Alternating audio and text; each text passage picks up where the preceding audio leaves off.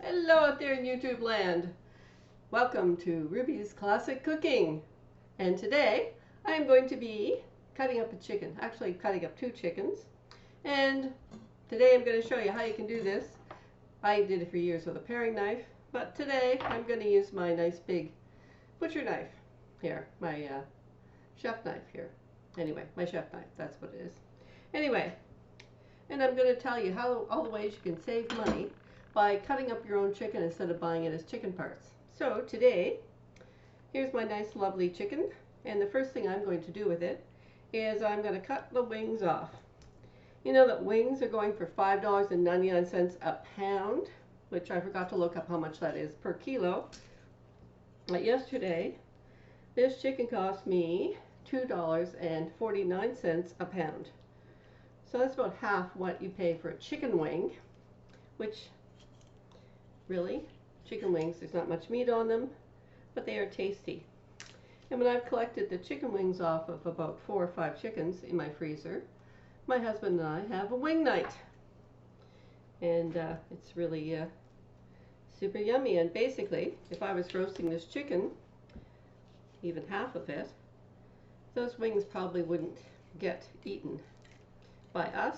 They might even go to waste. So anyway, first thing I do is I cut off the wing tips. You can see that or not. All you have to do is find the joint, and I'm going to put this in my little baggie. Okay, I use Ziploc bags to store my meat in when I freeze it. And this one is chicken soup parts, because I'm going to collect a bunch of chicken soup parts, and then I'm going to make chicken soup, which I'll demonstrate for you one of these days when I get enough chicken parts. You just find the joint, and you can cut that apart just like that. 2 seconds. And you don't have to pay somebody else 20 bucks an hour, 15 bucks an hour to do that for you. You can do it right in your own kitchen with your very own knives, and it really doesn't take a whole lot of butchering talent, skill, training, etc. You just find that chicken, that joint, which is like here. You see that joint? You're just going to cut right through that with your knife. I mean, a paring knife could do it. But today I discovered my paring knife is so dull that it won't do this for me. But this knife is nice and sharp, so there you go. Another chicken wing tip. And 2 more chicken wing parts. Now, next thing I do is I lob off this part of the chicken, the tail. My mother used to call that the Pope's nose, which is very politically incorrect, but my mother was never very politically correct, I'm afraid. Just wasn't in her generation. Into the bin that goes, because it's just a piece of fat. And then I pull these pits out of the front part of the chicken here. And that's got fat, and quite often there's a little bit of feathering stuff left, and it's really kind of gross looking anyway. And you don't need that extra skin and fat. So I just cut that right off with my butcher knife, just like that. There we go, gone. And there we go, gone. I've got 2 chickens to do today. I paid $11.50 for this one, right here. And the other one I think I paid about almost $11 exactly. So now I'm just going to find my bone, my thigh joint down here. And I'm just going to cut this through the skin and pull it apart. You can see where the muscle separates here. And if you don't want to touch your raw chicken with your bare hands, you can go to the dollar store and buy gloves to do this with, but I've been doing this for so many years that it doesn't bother me to handle the raw chicken. And really, it's food you're going to eat, and you're just going to scrub your hands off afterwards anyway. Because everything that raw chicken touches needs to be scrubbed with soap and water because of the dangers of salmonella contamination. Because that's just the normal inhabitant of the chicken's gut. And cooking the chicken to the proper temperature eliminates that and makes it safe to eat. And then I'm just going to find the joint here between the thigh and the leg. Now, if you're ever in the drum, I should say, if you're ever buying chicken that's already cut up and you have your choice of chicken drumsticks or chicken thighs, always pick the thighs because your meat to bone ratio is much better for a thigh than it is for a drumstick. Okay? And today I'm just going to be putting these legs in the same bag and freezing them. Sometimes I freeze them separately. And this week, chicken drums and chicken thighs are on sale for, I think it's $4.99 a pound, or it's $3.99. Excuse me, $3.99 a pound this week. And like I said, I paid $2.50 a pound for this bird. I'm not sure of all my per kilo prices, so I'll have to look those up. Now, right along here, there's a back in here, and you've got where the ribs come together here. And you just find that spot right there, and you can cut along between those ribs, right through there, like that. And you might hear a little crunching, but don't worry about that. See, when you open it up, you can see where the ribs go right along here, and they are that's a good easy place to cut. Oops, I forgot to cut off my other leg. Oops, oopsie, getting ahead of myself with the chicken breast. You need to take off both legs first before you go at the chicken breast. And at this point, when you get the chicken breast off the chicken, you can, in fact, debone and skin it. But I usually just leave the skin and the skin and the bone intact on my chicken because I don't mind the skin, although, you know, when you're dieting, it is better to not have the skin and the bone, skin on it, because that is extra calories. Skinless, boneless, one skinless, boneless chicken breast, which is like to say 1/2 of a chicken, actual whole thing, it has the same number of calories as one part of a chicken wing. Realize that? It's pretty scary when you think about how much, that tells you how much fat there is on a chicken wing. Sometimes these don't come across pretty, but there you go. It did come apart. One chicken wing part, that's only 1/3 of a chicken wing.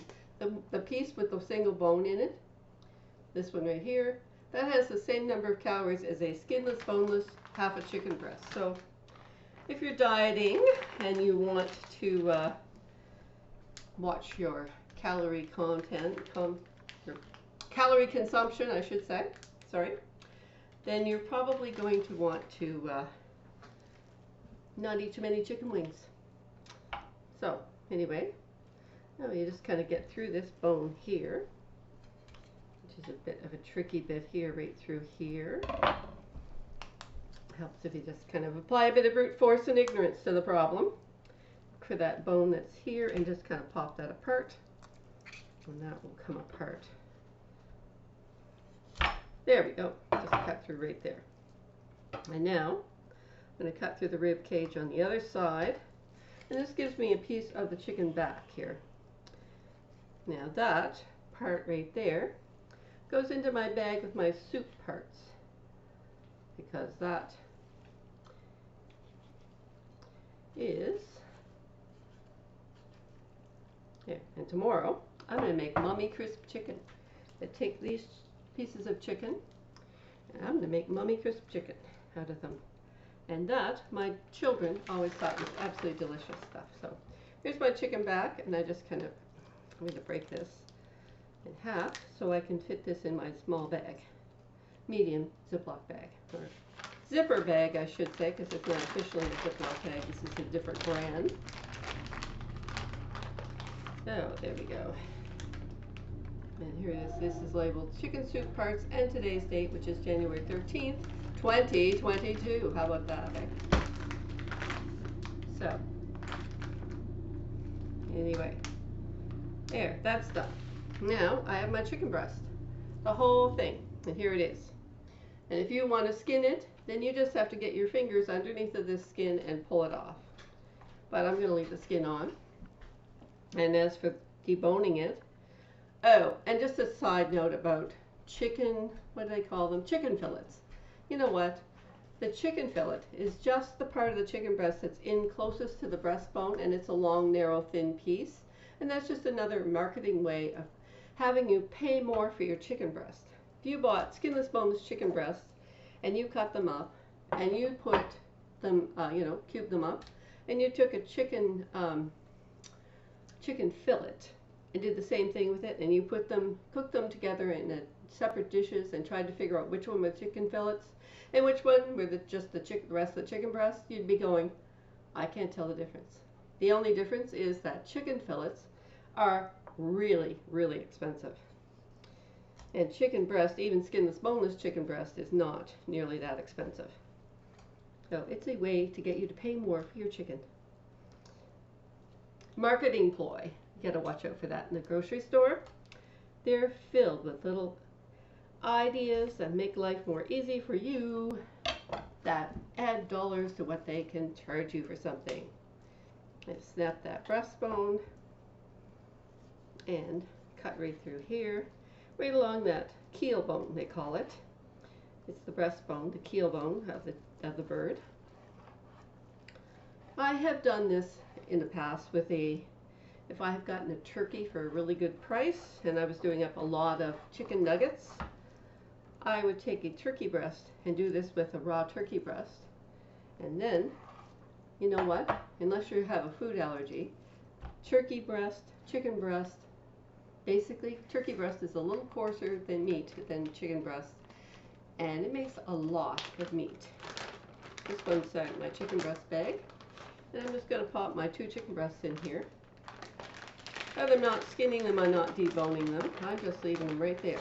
Because you can just go in along the keel bone, right here along these ribs with your finger, and just separate the meat from there. And then you just separate it all off, and you have this little bit of rib bone here, and you have a skinless, boneless chicken breast, which, like I say, premium price you're paying for that at the grocery store. Takes you about 10 minutes at home to do it to your own chicken. I mean, look how long that took me to do that whole chicken up, like 12 minutes, and my whole chicken is done up. So you want to save $15 an hour for less than 15 minutes of your time, then you just set up and do this, and with a little practice, it's really not hard to do at all. And so anyway, the other chicken I'm just going to cut in half and make 2 chicken halves for my husband and myself, because we can eat half a chicken. But I'm going to take the wings off it and put it in my wing bag. So I'm just going to get that other chicken out, and I'll show you how that happens. And that's super quick and easy, because all you're doing is cutting it in half. So first of all, I'm going to take my wings off, because when I'm roasting a half a chicken, we really don't eat the wings. When we used to have a dog full time, I have a loner, my sister-in-law's dog this week. He's a black lab. He's a really sweetheart puppy dog, but he's just on loan from my husband's sister. And we used to have a full-time dog. We used to give her the meat off the chicken wings, but we don't have her anymore, so she passed away on us, unfortunately. So we now get wing night. Instead of the dog getting wing night, we get wing night. Now there's my chicken wings off of this bird, and I'm just going to take those wing tips off like so, and I'm just going to cut this right here in the middle. Just go right through that flap of skin with your knife. Find that joint. You can actually even pop it out with your hands. It takes a bit of getting used to doing that, popping the joint on a chicken. And there you go. I've seen chefs on television leave these wings on whole like this, and then they put a skewer through them to straighten them out. And then they cook that, and I think 1 wing is basically a serving, or 2 wings like that. So what you're getting there is 2 what they would call wings at the pub, and the tip, which all that is fat and skin and bone. So there's really nothing, very, very small amount of meat in that. Very tiny amount of meat. That's why I put it in my soup pot, because it's not worth serving to me. So those wingtips go right in the parts bag for my soup. Ah, did I seal that thing up? I did, didn't I? There, okay, and now this one gets cut up. Cut in half. Like I did the other one. And just look for those white ball joints in there, and there you go. Chicken wings done. Now I have, let's see, 4 wings come off a chicken. So I have 8 wings in here.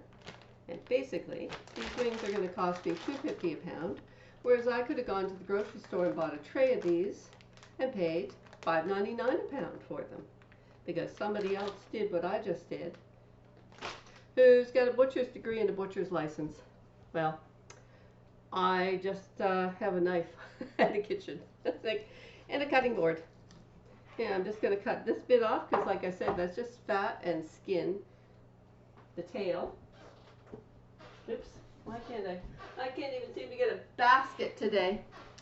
Anyway, okay, and now I'm just going to take this chicken, oops, and I'm going to take these bits off here too, because I don't need this extra fat and skin in here. And that's just going to go in my green bin bucket as well. There, that's that one.